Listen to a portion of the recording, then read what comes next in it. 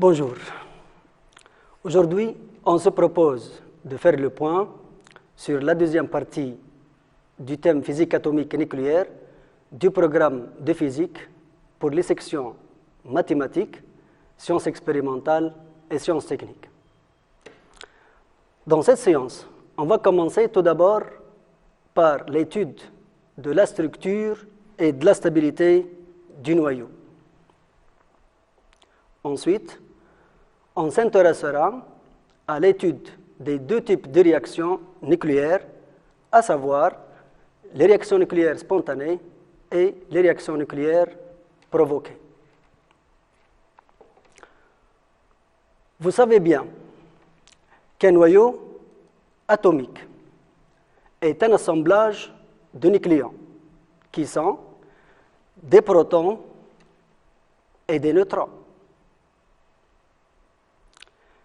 et que la structure d'un noyau est décrite par le couple des nombres Z et N, où Z représente le nombre de protons et N le nombre de neutrons.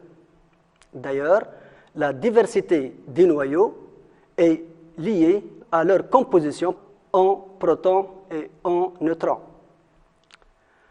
Par exemple, si on prend ces noyaux, le radium 226, il renferme 88 protons, 138 neutrons, donc le nombre de nucléons total est de 226. Le radon 222, il renferme 86 protons, 136 neutrons et donc 222 nucléons.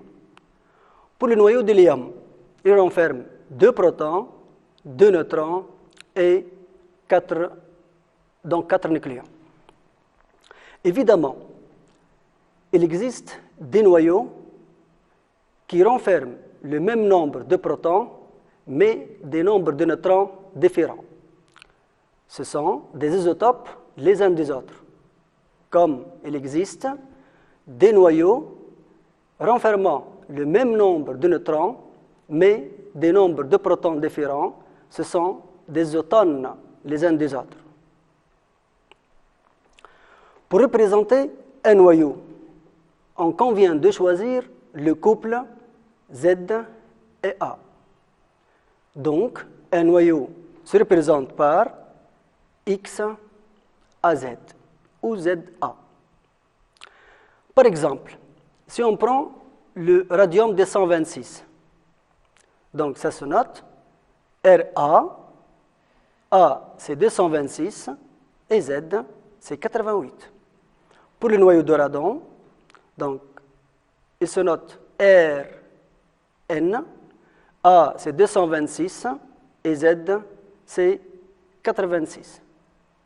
Pour le noyau de l'hélium, HE 4, 2.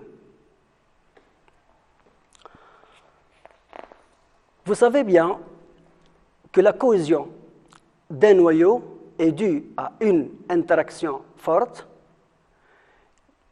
qui unit l'ensemble des nucléons indépendamment de leur nature et qui l'emporte sur l'interaction électrique. Et on sait encore que la stabilité d'un noyau dépend de cette cohésion. En effet, si la cohésion est suffisante, le noyau est stable. Et si la cohésion est insuffisante, le noyau est instable. Par exemple, sur les 250 noyaux naturels, il existe 190 noyaux stables.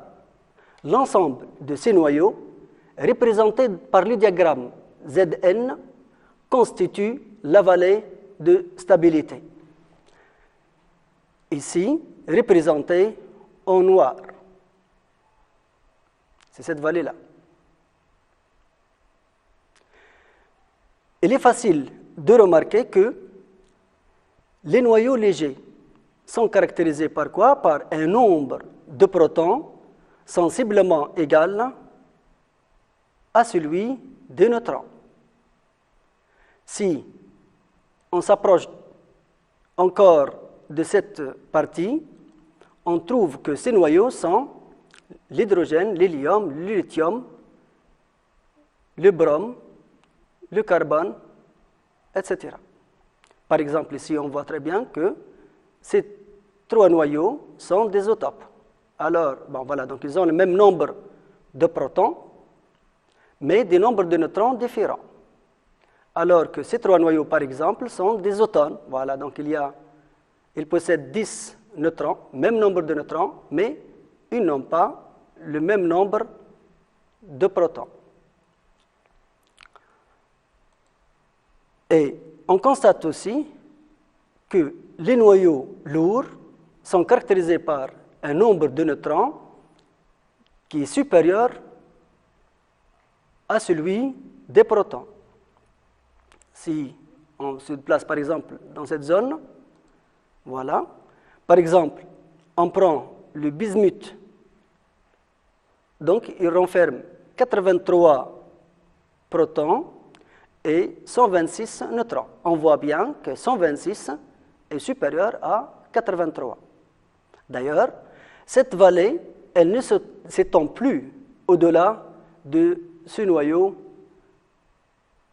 qui est le bismuth. En ce qui concerne les noyaux qui se trouvent au-delà de la vallée, ou bien de part et d'autre de cette vallée, ce sont des noyaux peu stables. Donc, pour acquérir un état plus stable, ces noyaux ont tendance à se rapprocher de la vallée de stabilité, bien sûr par direction nucléaire spontanée ou bien par direction nucléaire provoquée. À titre d'exemple, si on prend par exemple ces noyaux dont l'emplacement se trouve ou se situe au-dessus de la vallée de stabilité. Ce sont des noyaux émetteurs β-. Et ces noyaux-là, situés au-dessous de la vallée, sont des émetteurs β+. Bien sûr, on peut prendre aussi ces exemples-là, ces noyaux-là, représentés en vert. Ce sont des noyaux lourds et ce sont des noyaux qui ont tendance à se rapprocher de la vallée en émettant des noyaux d'hélium, donc ce sont des émetteurs alpha. Bien sûr, à côté, ça existe aussi. On remarque qu'il y a donc des noyaux émetteurs β-. Donc, si on récapitule maintenant, un noyau peu stable donc, a tendance à être plus stable, tout simplement, mais lors de sa transformation, il peut subir une réaction nucléaire qui se produit sans intervention d'un agent extérieur pour donner des noyaux plus stables avec des émissions des particules alpha ou bêta. Là, ce sont des réactions nucléaires spontanées qui n'est autre que la radioactivité. Et aussi, il existe des noyaux qui subissent des réactions avec intervention d'un agent extérieur, et ces réactions nucléaires sont des réactions provoquées, bien sûr, et on a vu en classe que ces réactions, essentiellement, donc, se trouvent sous forme d'une fusion ou bien d'une fission. La fusion, c'est l'agglomération de deux ou plusieurs noyaux plus légers pour donner un ou plusieurs noyaux plus lourds. Alors que la fission, c'est la cassure d'un noyau ou bien la fissure d'un noyau par un neutron lent pour donner deux noyaux moins lourds. Vous savez aussi qu'un noyau initialement au repos. La masse des nucléons qui forment ce noyau, lorsqu'ils sont pris séparément et immobiles, est supérieure à leur masse lorsqu'ils sont tenus dans le noyau. En d'autres termes, la masse d'un noyau est inférieure à la masse de ses constituants au repos. Ainsi, on peut en déduire de manière simple que la dissociation d'un noyau en ses constituants, pris séparément et immobiles, s'accompagne d'un défaut de masse, qu'on convient de le définir comme étant égal à la masse des nucléons pris séparément et immobiles diminuée de la masse du noyau, qui n'est autre que leur masse lorsqu'ils sont unis dans ce noyau. Par exemple, si on revient pour les noyaux qu'on vient de citer, le noyau de radium, ici, on affiche sa composition en proton, en neutron, ou bien en nucléon, et on ajoute la masse de ce noyau. Évidemment, on a ajouté ici la masse d'un proton et d'un neutron. Si on essaie de calculer, par exemple, le défaut de masse du noyau de radium, donc il est égal à 88 fois la masse d'un proton qui est le 1,00728, qu'on ajoute 138, multiplié par la masse d'un neutron qui est le 1,00866, diminué de la masse du radon, 226,05066, on obtient, tout calcul fait bien sûr, on obtient le 1,78506 U. De même, pour le défaut de masse de radon, se calcule de la même manière, on trouve 1,76126 U.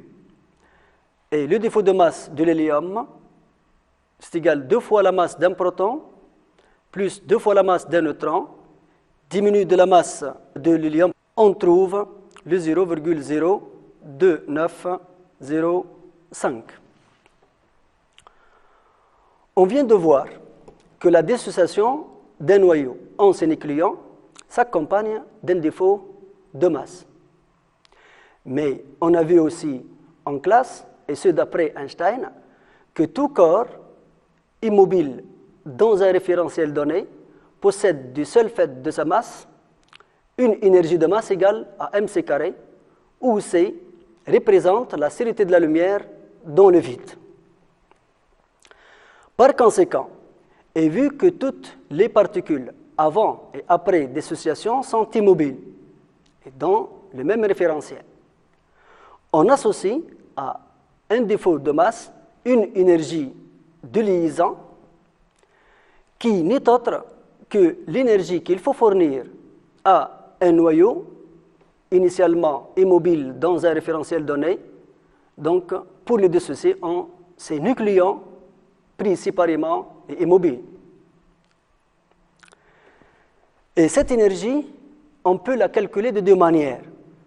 Soit elle est égale à l'énergie de masse des nucléons juste après dissociation, c'est-à-dire donc c'est l'énergie de masse des nucléons immobiles et isolés, diminuée de l'énergie de masse du noyau, ou bien tout simplement c'est égal au produit du défaut de masse par le carré de la sérité de la lumière. Par exemple, si on revient donc aux exemples qu'on a déjà pris tout à l'heure. Voilà, donc on a calculé ces énergies de liaison. Donc on vient de calculer tout à l'heure le défaut de masse. Bien sûr, il suffit d'utiliser donc cette relation-là pour déduire que l'énergie de liaison de radium 226 elle est égale à 1662,78 MeV. Celle du noyau de radon 222, elle est égale à 1640,60 MeV. Et pour le noyau de l'hélium 4, on a 27,06 MeV. Et par exemple ici, on a ajouté un autre exemple, c'est le carbone 12, son énergie de liaison, vaut 92,4 MeV. Bien sûr, donc, en se référant à la valeur de stabilité. Tout d'abord, analysant ces valeurs-là.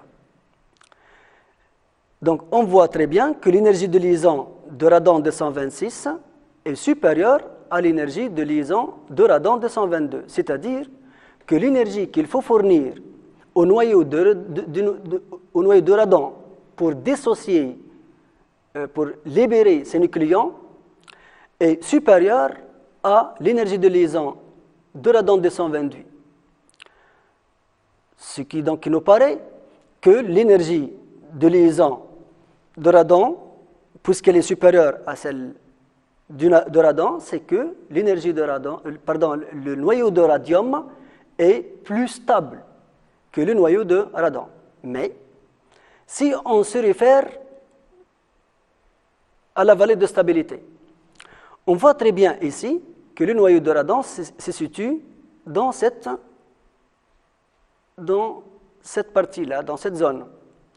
C'est-à-dire, et le noyau de radon, il est là.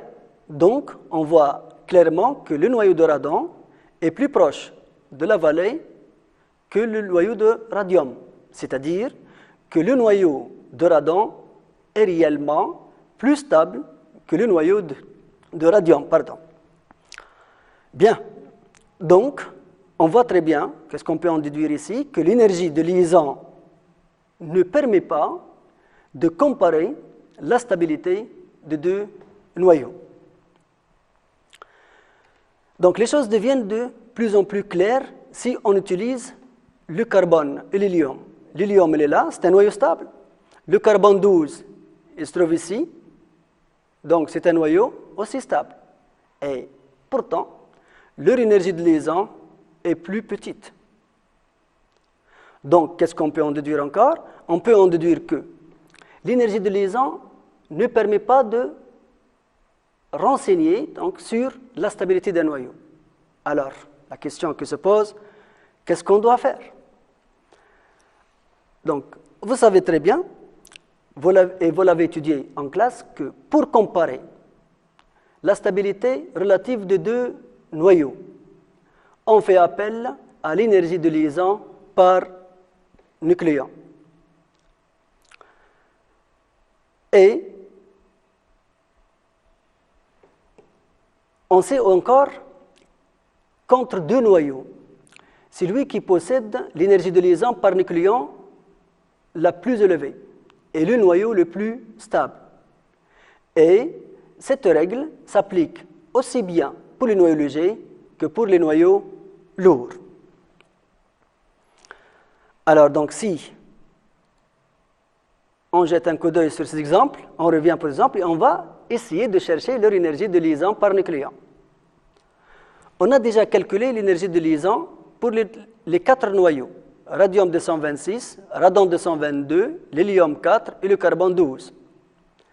Sachant le nombre de nucléons pour chacun de ces noyaux, bien sûr, donc l'énergie de liaison par nucléon, ce n'est autre que le rapport de cette énergie de liaison par le nombre de masses. Et on trouve, par exemple, pour le radium 226, son énergie de liaison par nucléon, c'est 7,357. Pour le noyau de radon 222, c'est 7,390. Et pour l'hélium 4, c'est 6,765. Et pour le carbone 12, c'est 7,700. Voyons maintenant si cette règle est vérifiée pour ces noyaux. Donc, on voit bien que le noyau de radon 222 possède une énergie de liaison qui est supérieure à celle énergie de liaison par nucléon qui est supérieure à celle du noyau de radium. Donc, le noyau de radon est plus stable que le noyau de radium. De même pour le carbone. On voit très bien ici que l'énergie de liaison pour le carbone est supérieure à toutes ces énergies de liaison par nucléon. Mais il y a un petit problème ici. Bien sûr, le problème se pose avec le noyau d'hélium. On a vu tout à l'heure que le noyau d'hélium est stable. Mais pourtant, son énergie de liaison par nucléon est plus petite. Bien sûr, ça ne veut pas dire que l'hélium est moins stable. Évidemment, on peut constater que cette règle qu'on vient d'énoncer présente des exceptions. Et les exceptions sont avec ce qu'on appelle les noyaux magiques. Qu'est-ce qu'un noyau magique? C'est un noyau qui présente ou bien qui renferme un nombre de protons ou un nombre de neutrons égal à l'un des nombres suivants. D'ailleurs, donc, si vous ne connaissez pas ça, vous pouvez les noter. Je vous donne ces nombres: 2, 8, 20, 28, 50, 82, 126 et 184.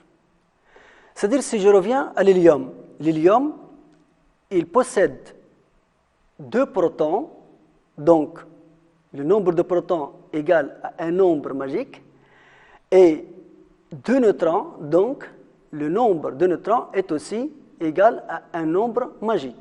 C'est pour cela le noyau d'hélium est dit tout simplement doublement magique. C'est-à-dire, donc, si je résume maintenant, que entre 2 noyaux, celui qui possède l'énergie de liaison la plus élevée est le plus stable, sauf que cette règle, elle ne s'applique pas donc pour ou avec les noyaux magiques, donc qui sont particulièrement stables. Par exemple, si je regarde ici l'hélium est particulièrement stable, c'est un noyau doublement magique. Bien. On a dit tout à l'heure que pour un noyau, selon son emplacement dans le diagramme Zn par rapport à la valeur de stabilité, il a tendance à se rapprocher de la vallée. Donc, bien sûr, par des réactions spontanées ou provoquées. Si on s'intéresse à un exemple, c'est l'exemple suivant. On va s'intéresser à la transformation d'un noyau de radium en un noyau de radon. Cette transformation, bien sûr, donc, obéit aux lois de conservation qu'on connaît. Ce sont les lois de conservation relatives au nombre de masses et au nombre de charges.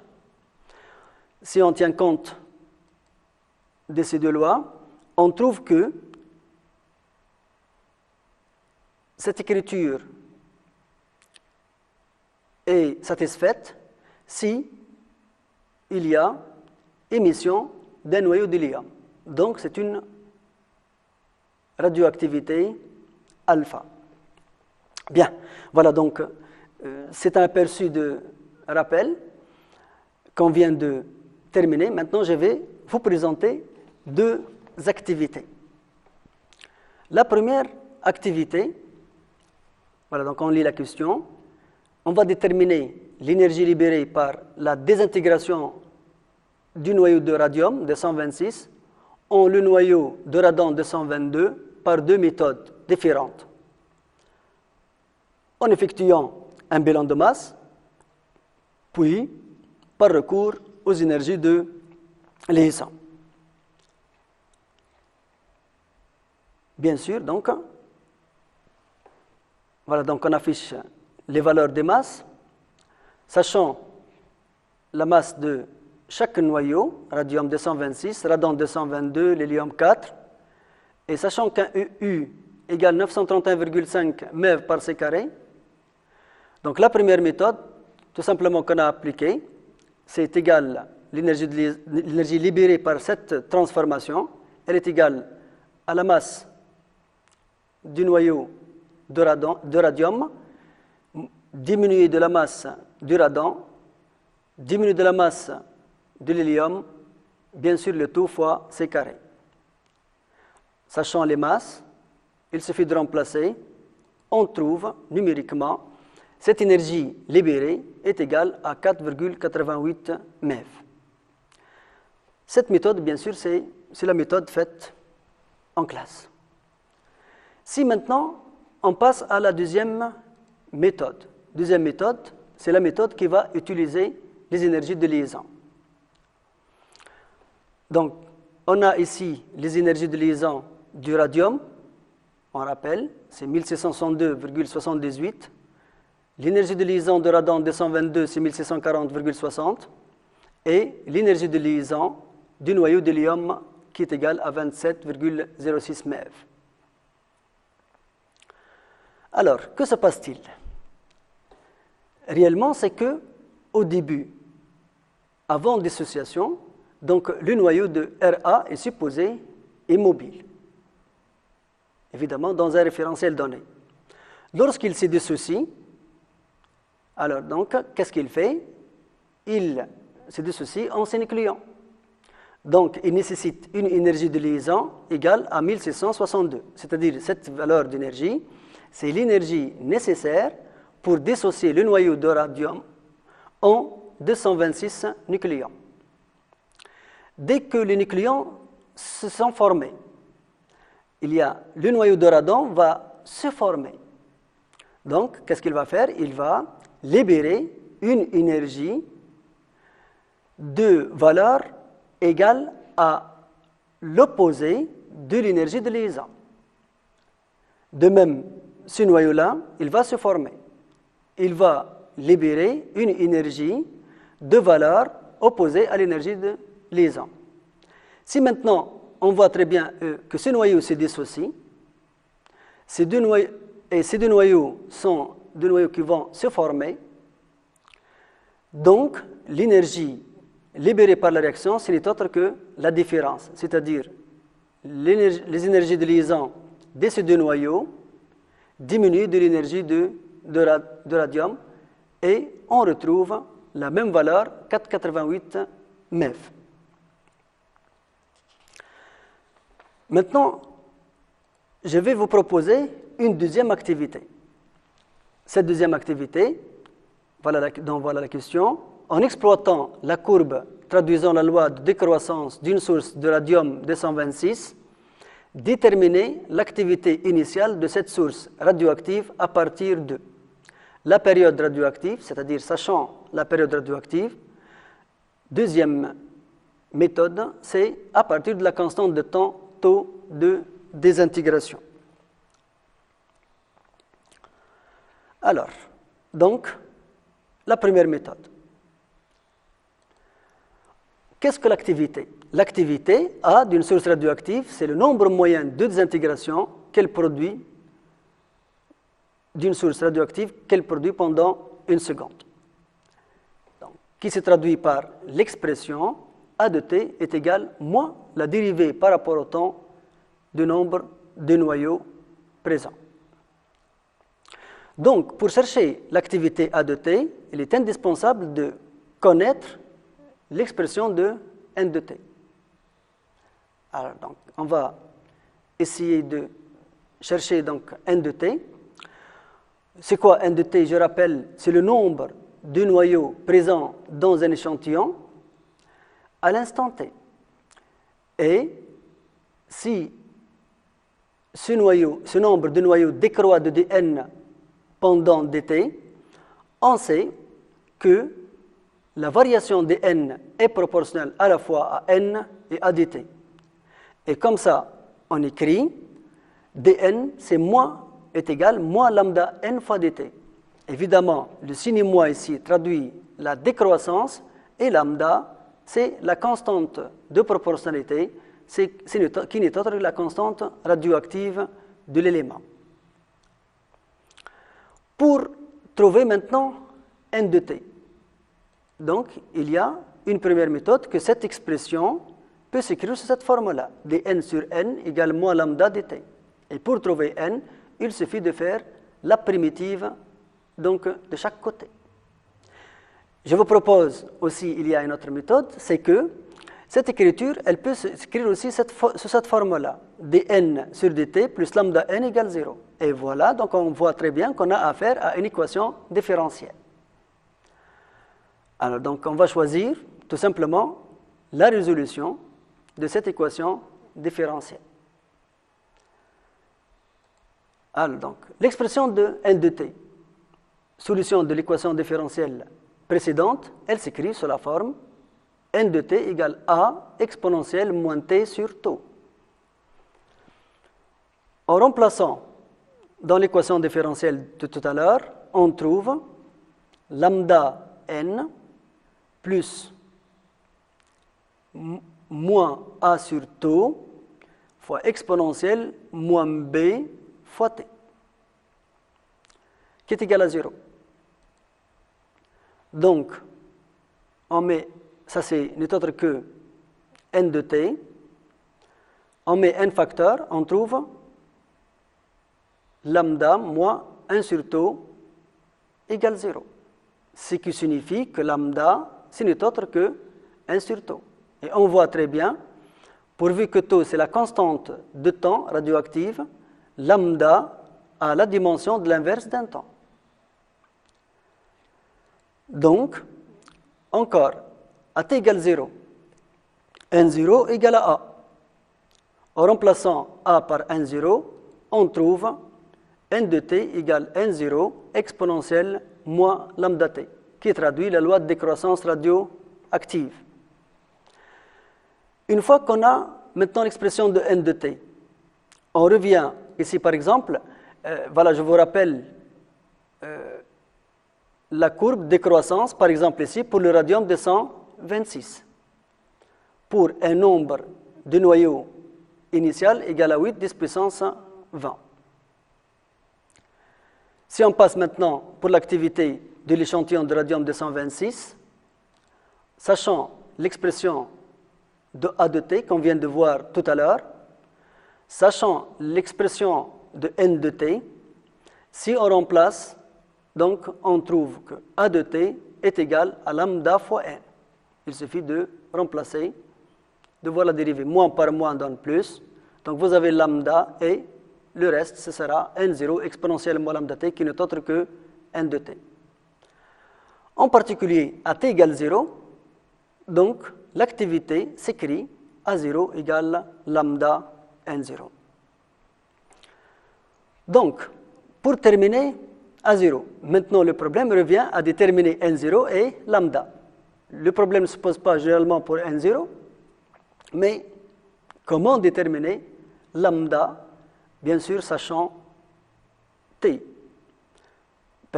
T, je désigne par t, c'est, comme a dit dans la question, c'est la demi-période radioactive.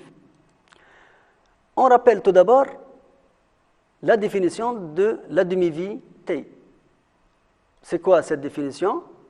Donc, on sait très bien que la période radioactive, c'est la durée au bout de laquelle le nombre de noyaux présents dans un échantillon à un instant donné décroît de moitié. Ce qui se traduit par la relation n de t plus grand T égale n de t sur 2. Qu'on se propose de déterminer une relation entre t et lambda. Bien sûr, donc, on remplace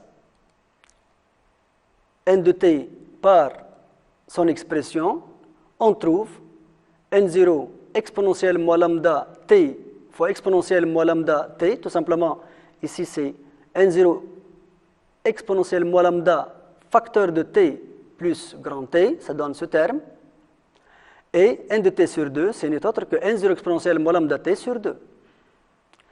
Bien sûr, on peut faire une simplification, il ne reste que exponentielle moins lambda t égale n demi.